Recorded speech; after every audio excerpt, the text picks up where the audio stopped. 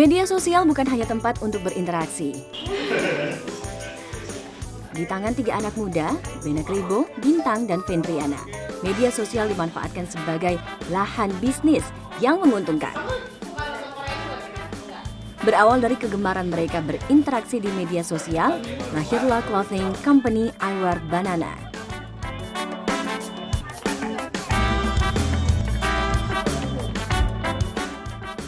Ini tidak ada hubungannya dengan pisang, karena nama Banana diambil dari akronim nama pendirinya. Selain menjual sepatu dan aksesoris, bisnis mereka justru menjagokan kata-kata kreatif yang sering trending di media sosial pada t-shirtnya. Eyewear Banana didirikan pada 2012 tanpa perencanaan sama sekali. Modal mereka hanya keinginan kuat untuk berbisnis, kemampuan melihat peluang dan memanfaatkannya. Apa tuh awal yang kalian lakukan saat itu?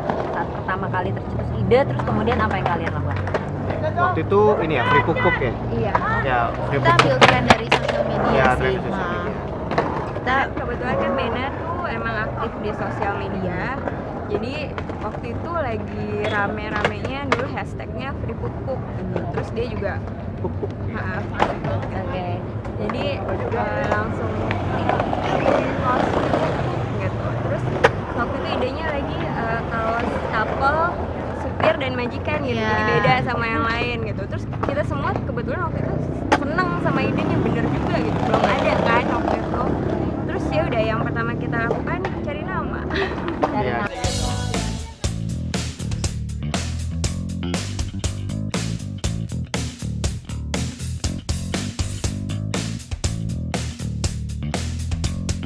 Logo Eyewear Banana pun tercipta secara kilat, hasil coret-coret. Mereka memanfaatkan market share yang luas karena sedikitnya kompetitor saat itu. Dalam waktu singkat, Banana sudah dikenal di tingkat nasional. Kaos free pupuk inilah awal segalanya. Kaos free pupuk inilah yang mereka keluarkan saat itu, cukup untuk membuat 50 lembar kaos. 50 kaos itu ludes hanya dalam beberapa minggu. Keuntungan yang mereka dapat langsung digunakan untuk memproduksi kaos yang lebih banyak lagi. Ide-ide pun berkembang dan mereka membuat aneka seri kaos yang berbeda.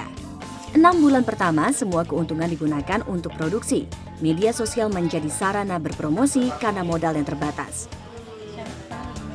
Sekarang kan kalian fokusnya jualan di online kan? Iya. Bisa ceritain nggak dari awal kalian hanya memproduksi kemudian dijemur di depan rumah, terus jadi bisa memanage sampai kalian online shop, kemudian kalian punya manajemen sendiri apa aja? Coba bisa diceritain. Siapa salah satu dari? Mungkin lebih ceritain tentang kita kayak benar-benar manfaatin sosial medianya. Iya.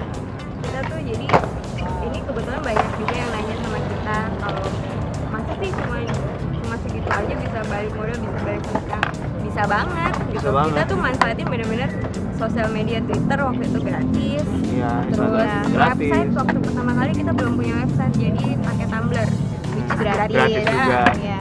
Terus semua orang kalau order via email juga gratis. Iya. Selama 3 bulan pertama, semua hal mereka lakukan sendiri. Mulai dari menemukan ide, mencari bahan dan vendor, mengelola email sampai mengemas dan mengantar barang kepada pemesan. Tetapi, akhirnya ketiga sahabat ini merasa kewalahan dan merekrut seorang karyawan. Ngerasain balesin email satu-satu sampai pegel tuh udah ngerasain Iya. semua, sampai era sekarang jadi sistem itu ngerasain banget. Dan karena dulu awalnya Bena kan yang emang udah blogger, udah punya base follower itu udah ada gitu, dan kita beberapa juga punya teman sekitaran dunia sosial media, jadi kita juga kerja sama mereka dengan kasih kaos. Jadi benar bukan marketing yang dibudgetin, semua masih cuma-cuma semua saat awal-awal itu. Pemesanan semula hanya dilakukan melalui email, Line, dan WhatsApp. Setelah 1 tahun, mereka membuat website e-commerce. Tahun sebelum kalian punya website itu produksi berapa per bulannya berapa? Hanya kaos dulu kan awalnya? Iya, kaos aja. Berapa tuh? Sebulan Bisa produksi berapa kaos? Iya. Awal-awal sih kita kan produksi berdasarkan desain. Jadi waktu awal-awal kita memang desainnya belum terlalu banyak ya.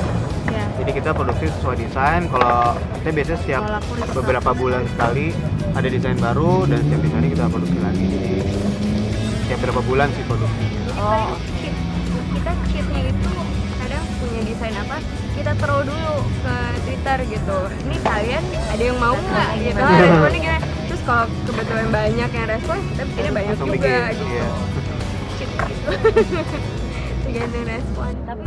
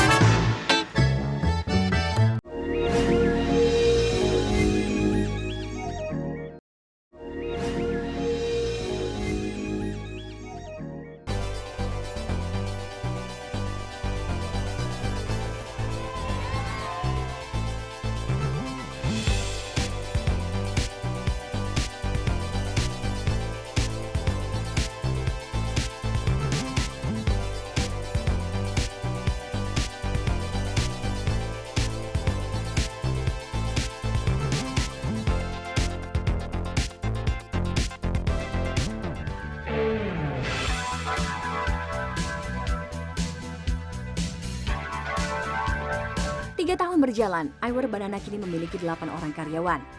Jika pada awalnya Iwer Banana hanya merupakan bisnis sampingan, kini ketiga pendirinya meninggalkan pekerjaan lama untuk berbagi tugas mengurus Banana. Awalnya waktu itu emang agak susah sih ya. Kita tuh keluar dari kerja kantoran itu susah banget diterima sama orang tua. Itu susah banget sampai akhirnya kita ngebuktiinnya kayak gini. Ngebuktiinnya ternyata Iwer Banana bisa kok gitu. Bisa kok hidup dari sini gitu. Jadi ya udah sekarang nggak ada apa namanya, nggak ada komplain lagi lah gitu. Jadi emang keputusannya tepat sih. Bena menangani bagian pemasaran dan promosi, Bintang di bagian produksi, sementara Ventriana mengurus komunikasi eksternal dan internal. Seperti bisnis lainnya, Iwer Banana pun menemui masa pasang surut. Sampai tahun pertama, habis itu agak turun. Karena waktu itu juga kita, ini sebenarnya Banana tuh dulu jadi side jobnya kita gitu. Jadi belum Belum full fokus time di fokus. situ. Sampai kalau dalam sekarang setahun itu masih belum full time. belum. Jadi abis itu, jadi kayak tahun kedua tuh masih naik turun. Habis itu terus sekarang sekarang udah lebih ini sih, udah ada karyawan banyak. Terus aku juga udah turun langsung sekarang, udah nggak side job lagi, full time. Dan kalau Ya udah. kendala tadi sih lebih ke ini ya, ordering tadi ya. Iya. Nah, ordering karena kan kita banyak yang order mesti anak muda. Jadi kadang dari mereka banyak yang baru pertama kali belanja online, atau mungkin nggak punya ATM, masih minjem sama orang tuanya, atau mereka belum terbiasa belanja via website, akhirnya minta ada lainnya nggak, ada WhatsAppnya nggak, bisa via SMS nggak, segala macam. Nah dari situ akhirnya ya udah kita adain Ada semua biar proses ya. bisa order segampang mungkin gitu. Meski berbeda tugas, ketiganya tetap rajin memantau media sosial dan melakukan brainstorming untuk mengembangkan produk. Apalagi tren di kalangan anak muda cepat berubah. Belum lagi, bisnis pakaian jadi dengan target remaja juga tumbuh bagai jamur di musim hujan. Kalau melihat yang mengenai kompetitor tadi, kalian kayaknya nggak terlalu memikirkan, ya walaupun banyak, pasti kan banyak yang jual gitu kaos, jual sepatu kayak gitu-gitu, nggak terlalu jadi apa ya, hal yang kalian pikirin gitu ya, di bisnis ini. Enggak sih, Enggak ya? enggak pusing. Karena kita pede sama konsep dan brand kita juga sih. Paling kalau ada orang lain yang jual kaos atau ya produk mirip-mirip kita malah berteman ya kak. Malah berteman dan jadi ngobrol, sharing bareng gitu. Jadi enggak. Sama percaya sih rezekinya udah masing-masing juga. Jadi ya udah berteman. Tak Tak salah jika mereka tetap memanfaatkan media sosial dan e-commerce untuk menggenjot bisnis. Indonesia adalah target pasar yang potensial. Pada 2016 diperkirakan separuh dari netizen di Indonesia yang berjumlah 102 juta orang berusia di bawah 30 tahun sesuai dengan target pasar Eyewear Banana. Sama kalau di Banana juga kita ngincernya ini, kita pengen support lokal creators kayak Instagramer, YouTuber. Kita juga support mereka dengan kasih baju yang bertema, kan nih temanya tema Instagram, tema YouTube. Jadi akhirnya orang-orang yang follow mereka juga pengen ikutan pakai baju itu dan jadi identity buat kreator juga. Eyewear Banana juga meluaskan pasar dengan mengikuti bazar di Jakarta, Surabaya hingga Singapura. Kesempatan mengikuti perhelatan besar seperti Jakarta Clothing Festival yang diikuti sekitar 400 brand lokal yang bergerak di bidang fashion tak disia-siakan. Ide-idenya itu nggak takut kehabisan ide, atau pernah nggak sih kayak ada kita apa lagi nih, apa ya bikin apa gitu. Ya, pastinya ada sih. Kadang kan kadang kalau kita lagi meeting bareng ngomonginnya mulai dari apa yang lagi ngetren gitu. Tapi kalau misalnya lagi kayaknya lagi kurang ada yang oke nih trennya, ya kita akan mulai dengan konsep kayak misalnya kita bikin kaos yang temanya sosial media, terus bikin yang temanya teori-teori ya. Kemarin ada kita kasih tema akhirnya. Tema apa aja nih? Kemarin temanya misalnya ada yang pernah temanya teori-teori gitu, bikin jomblo teori, mahasiswa teori, apa segala macam gitu. Jadi biasanya per tema sih. Iya. Dan ide sih ya alhamdulillah sampai sekarang ada-ada aja sih kalau lagi bareng-bareng apa. Makanya kita sering-sering kumpul sama teman-teman yang anak muda juga, jadi tukar ide, tukar pikiran gitu. Karena konsep kita juga sehari-hari banget dan kita sendiri pun juga ngalamin, jadi gampang nerapinnya ke produk juga.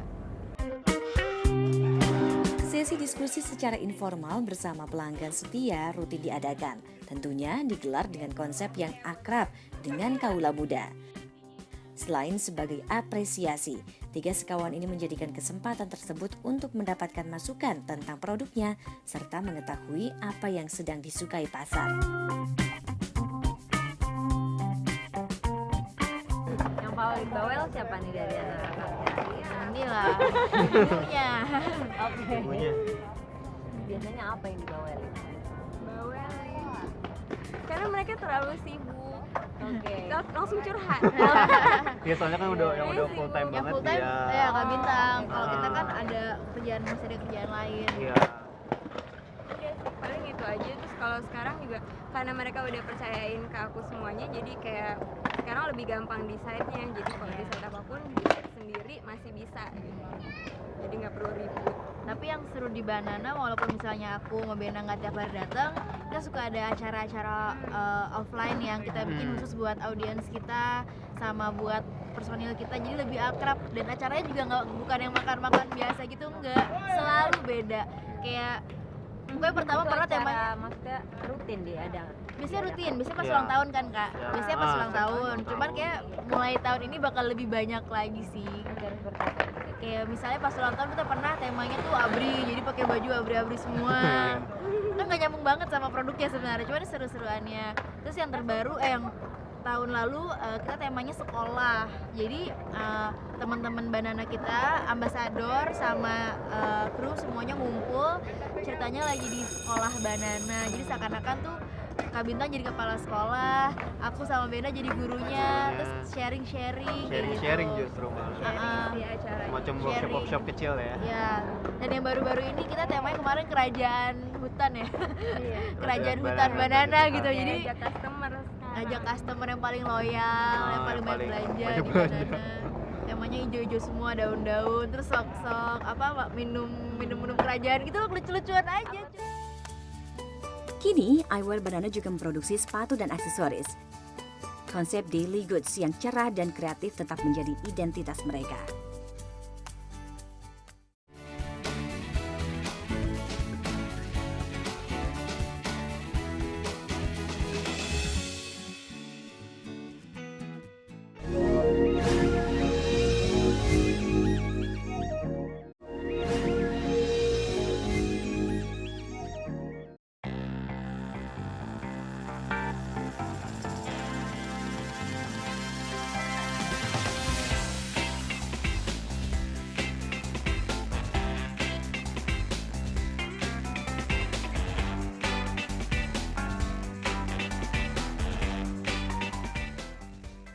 Dalam 1 bulan, Eyewear Banana memproduksi sekitar 2.000 kaos.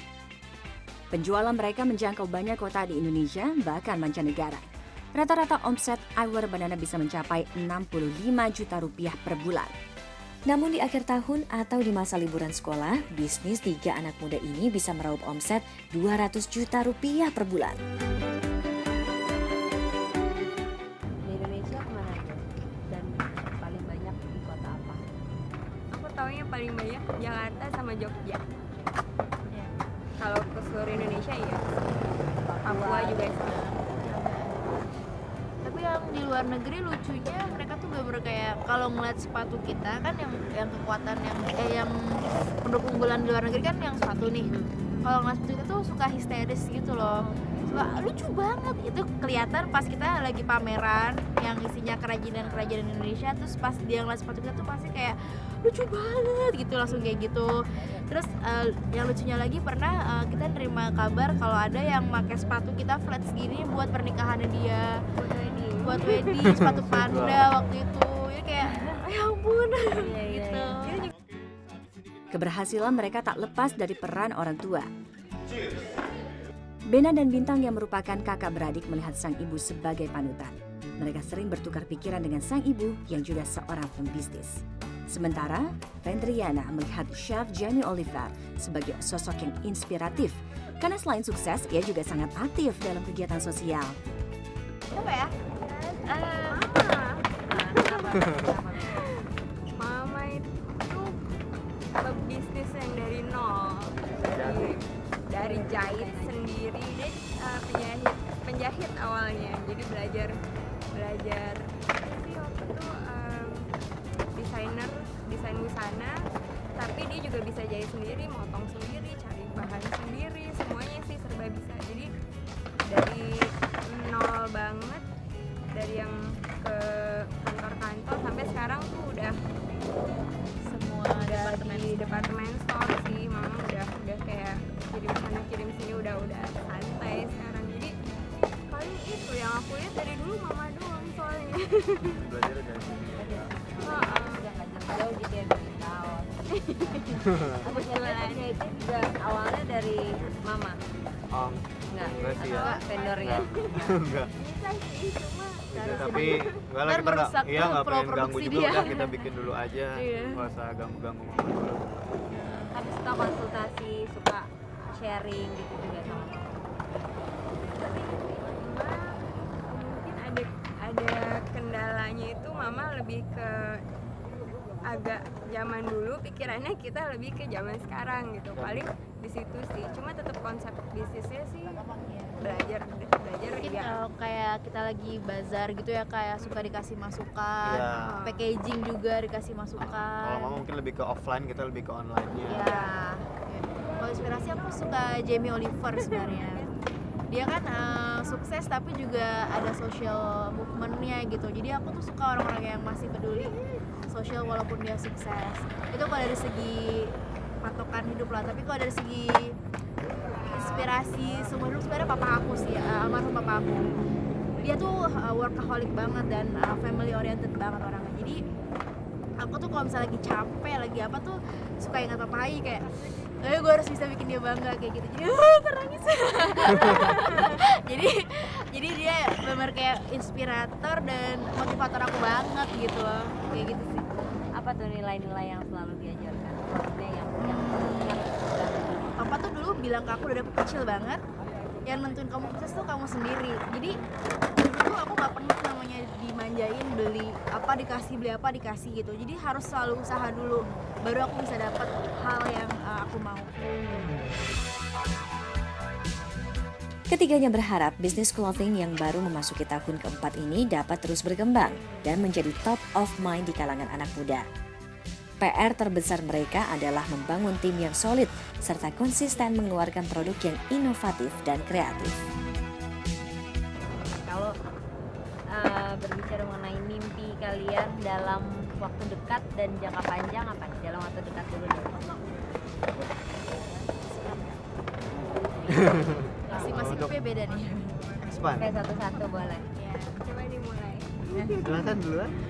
selalu deh dilempar. Kalau jangka pendeknya tentunya ya pengen ini makin sustain lagi, makin banyak inovasinya, sama expand ke kaos udah, sepatu udah, esensi eyewear-nya makin banyak sih, kayak eyewear banana buat nulis, dipakai buat nulis apa sih? Tas atau hal-hal yang emang bisa dipakai, digunakan. Iya. Ya, Kalau spend ya berarti ya. Spend dalam bentuk produk ya. ya dalam bentuk produk dan produksi ya. Kalau jangka panjangnya sih kita pengen, boleh nyebut merek keluar nggak sih? Kalau aku pribadi sih pengennya kayak Kate Spade gitu. Jadi kayak bener-bener identity itu kan kita langsung Kate Spade gitu udah tahu. Dan ini orang, aku pengennya saat ngeliat produk banana ini banana banget. Dan akhirnya dia mau beli karena ini banana gitu loh. Dan selucu itu orang sampai pengen banget beli. Aku mimpinya sih seperti itu sampai situ. Hal utama yang akan mereka lakukan dalam mewujudkan mimpi mereka adalah membangun tim yang solid. Ketiganya berharap brand kreatif ini akan terus berkembang serta menginspirasi para pelanggannya.